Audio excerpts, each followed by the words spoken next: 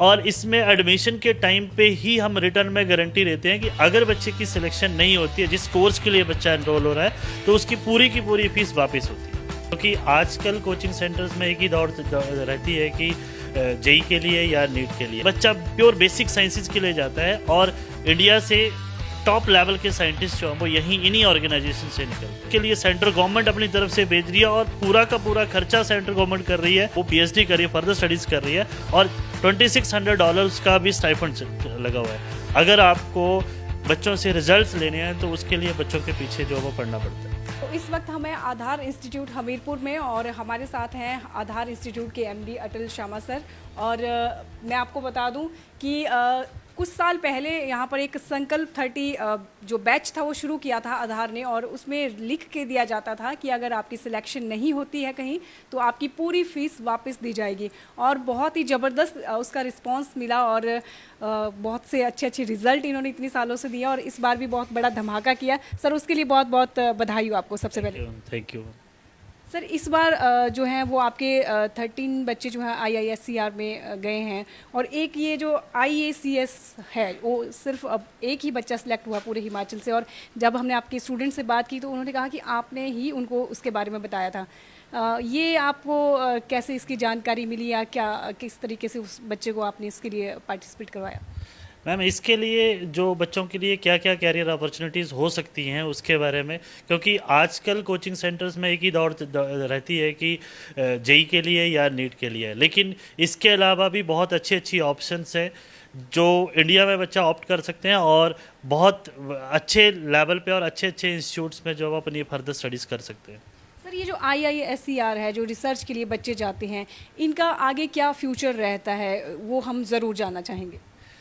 Ma'am, इससे पहले जब इंडिया की टेक्नोलॉजी जो थी वो टेक्नोलॉजी उस लेवल की नहीं थी, तो गवर्नमेंट ने IITs लाई और IITs जैसे ही आए तो इंडिया की टेक्नोलॉजी बेटर हुई।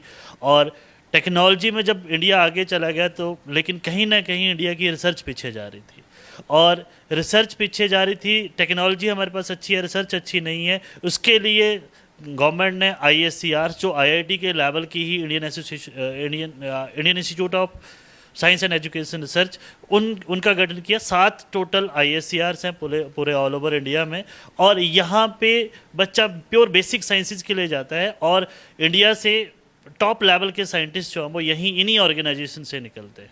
सर मैं आधार की बात करूं तो मुझे याद है कि 2016 में जब मैंने IISER के बारे में आपसे ही सुना था उस वक्त, तो उसके बाद आपके कोई स्टूडेंट कोई बाहर गए हों इसी लाइन में, वो ज़रूर हम जानना चाहेंगे जर्नी। जी मैम, अगर किसी बच्चे को दूसरी कंट्री में जाना है, ओवरसीज़ जाना है, फर्दर स्टडीज़ के लिए जाना है, तो फाइनेंशियली देखा जाए तो बहुत ज़्यादा पैसा खर्च करना पड़ता है इस चीज़ के लिए।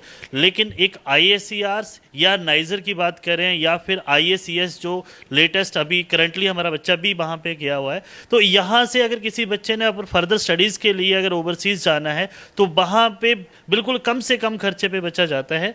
और सबसे बड़ी बात यह है कि वहाँ पे जो बच्चे ये जा रहे हैं उसके लिए सेंट्रल गवर्नमेंट अपनी तरफ से भेज रही है और पूरा का पूरा खर्चा सेंट्रल गवर्नमेंट कर रही है और इसमें बच्चों को स्टाइपेंड बहुत ज़्यादा स्टाइपेंड मिलता है। रिसेंटली हमारी एक स्टूडेंट अभी इंस्टीट्यूट भी उसने विजिट किया था, तो वो US गई है और US में उसका अभी स्टाइपेंड जो है वो PhD कर रही है, फर्दर स्टडीज़ कर रही है और $2600 उसका भी स्टाइपेंड लगा हुआ है। एक और बच्चा यहाँ से नदौन से है बेटी हमारी, तो वो भी ISER मोहाली से उसने अपनी BSMS की थी और अभी रिसेंटली वो जर्मनी गई थी। अब जर्मनी जाने के बाद वो फर्दर रिसर्च के लिए स्विट्ज़रलैंड जा रही है। जी बहुत बहुत बधाई हो सर आपको इसके लिए। Thank you ma'am.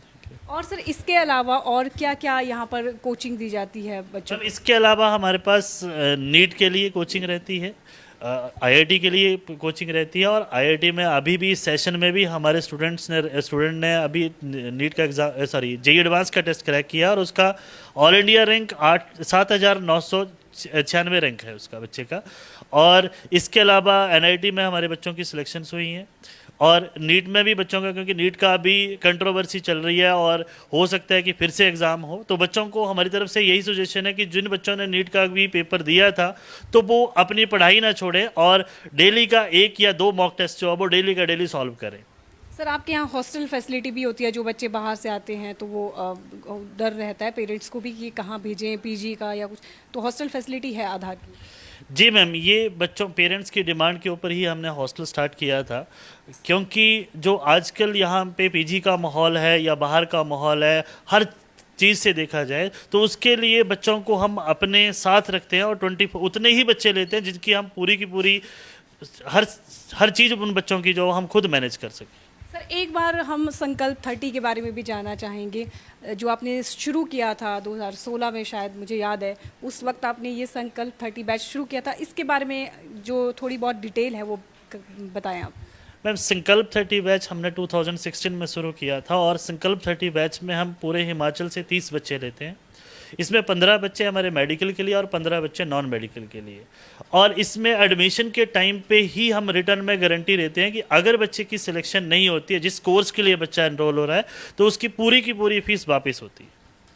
और इसके लिए एडमिशन का क्राइटेरिया या तो बच्चे का नीट एग्ज़ाम या जेई के एग्ज़ाम में, नीट एग्ज़ाम में अगर बच्चे का 360 प्लस स्कोर है उसकी डायरेक्ट एंट्री हो जाती है संकल्प 30 बैच में, या जेई मेंस में जिस बच्चे का परसेंटाइल 60 परसेंटाइल से ऊपर रहता है उस बच्चे की डायरेक्ट एडमिशन हो जाती है संकल्प 30 बैच में। या फिर जिन बच्चों ने ये एग्ज़ाम नहीं दिए हैं नीट का या जेई का, उनके लिए हमारा संकल्प 30 एडमिशन टेस्ट होता है, ऑन द स्पॉट कभी भी आके बच्चा दे सकता है। और इसमें लेकिन हमारी सीट्स लिमिटेड रहती है, 15 बच्चे ही हम मेडिकल के लेंगे और 15 बच्चे ही नॉन मेडिकल के लेंगे। सर अभी तक कितना रिस्पांस इतनी सालों में आपको संकल्प 30 का आया? मैम, संकल्प 30 में जो भी बच्चा जिस कोर्स के लिए हमारे पास आज तक अभी तक एनरोल हुआ है, तो हर बच्चे की सिलेक्शन हुई है। और सब जब हम अंदर एंटर हुए थे, आपके ऑफिस में आए तो हमने देखा आपने सारे फ़ोन एक बच्चों के ले लिए हैं। मैम, टेक्नोलॉजी का दुरुपयोग ना हो, बच्चे टेक्नोलॉजी से क्योंकि आजकल सोशल मीडिया में बहुत ज़्यादा चीज़ें हैं, क्योंकि एक बार बच्चा अगर फ़ोन यूज़ करना शुरू करता है तो उसका कम से कम जो वो 1 घंटा वैसे वेस्ट हो जाता है। तो फ़ोन का हम यूज़ बच्चों को करने के लिए देते हैं, लेकिन एक लिमिटेड टाइम के लिए, और जो यूज़फुल चीज़ें उसी के लिए यूज़ करें। अदरवाइज़ क्लासरूम्स में बच्चों का, और स्पेशली रात के टाइम पे 9 बजे के बाद हम बच्चों का फ़ोन नहीं देते हैं। सर स्टूडेंट्स तो मेहनत करते ही हैं अपना सपने को साकार करने के लिए, लेकिन आपके स्टाफ द्वारा और आपके द्वारा आप कितना समय जो है वो यहाँ देते हैं, बच्चों को के लिए देते हैं? मैम, जो हमारे जेई और नीट के लिए, क्योंकि मैं 2010 से इंस्टीट्यूट को रन कर रहा हूँ और एवरेज 12 से 14 घंटे हमें बच्चों के लिए देने पड़ते हैं। अपने डेली रूटीन को छोड़ के 12 से 14 घंटे बच्चों के लिए देने पड़ते हैं, क्योंकि अगर आपको बच्चों से रिजल्ट्स लेने हैं तो उसके लिए बच्चों के पीछे जो वो पढ़ना पड़ता है। जी। तो ये थे हमारे साथ अटल शर्मा सर। आधार इंस्टीट्यूट हमीरपुर कोचिंग इंस्टीट्यूट है, यहाँ पर आपको मेडिकल, नॉन मेडिकल, बहुत सारे यहाँ पे आप कोचिंग जो भी लेना चाहें वो ले सकते हैं। तो सर बहुत बहुत शुक्रिया हमारे साथ बातचीत के लिए। Thank you ma'am. Polestar team की स्पेशली थैंक्स हमारी तरफ से, क्योंकि हमारी शुरुआत जो है वो पोलस्टार टीवी से ही हुई थी। तो आधार इंस्टीट्यूट की लोकेशन मैं आपको बता दूँ, मेरे ठीक पीछे आपको यहाँ पर आपको गांधी चौक दिख रहा है, और इसके ठीक आपको इस सामने जो है वो आधार इंस्टीट्यूट जो है दिख जाएगा। 2nd 3rd फ्लोर ये आधार इंस्टीट्यूट है, यहाँ पर आप जा सकते हैं और कोई भी आपकी क्वेरी है वो आप